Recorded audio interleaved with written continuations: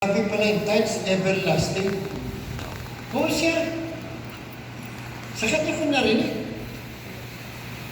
Nung nandun pa tayo sa tibag. Hindi nini-invite si pastor eh. Okay. Ngayon, sa pangatlong pagkakataon, sumanguni na sila sa Diyos pero kasama na lingkod niyang si Dennis. Tapos nagdala na sila ng handog. Ano yung handog? Kapayapaan. Tides, handog na sunugin. Offering. Yun. So ano nangyari? Alam niyo mga kapatid?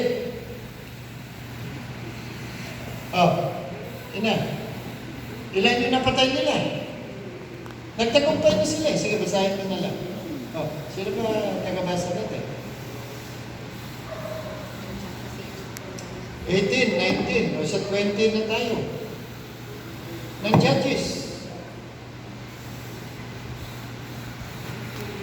Sumanguni na sila kay Dennis eh. 18. Di tapos na tayo sa 18.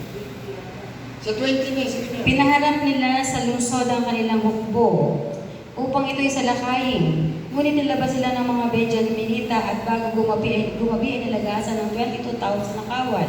Kaya naman hindi nasiraan ng loob ang mga Israelita.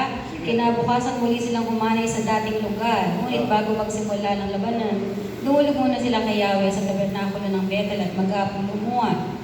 Okay, so dito na. Kaya huli nilang nilusab ang mga Benjaminita, ngunit muli silang sinalubong ng mga taga-Gabaa. So sa pagkakataon ito, 18,000 nga ang napalalagas. So muli silang sumangguni kay Yahweh. Noon ang kabanang tipan ng Diyos na nasa Bethel sa pag-iingat ni Pinhas na anak ni Eleazar at apo ni Aaron. Ang tanong nila, lulusubin po ba namin uli ang mga kapatid na Benjaminita o tatahimik na kami? Sumagot si Yahweh, lumusog kayo uli at bukas ng umagay, mahuhulog na sila sa inyong kamay. May lingkod ng Diyos. Kaya hindi pwedeng baliwalain ng membro yung pastor. Amen. Hindi pwede. Yung pastor, lingkod ko. Wala nang mana yan sa lupain. Ako na pinakamana nila at bahagi. Kaya the tithes belongs to me. Yung akin, kanila.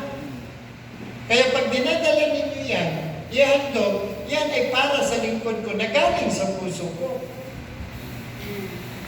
Ano nangyari ngayon? May dala na sila handog eh. Sige. Ang mga Israelita ay nagtalaga ng mga kawal at pinagkubi sa paligid ng Gabaa. Nang ikatlong araw, muli nilang sinalakay ang mga Benjaminita.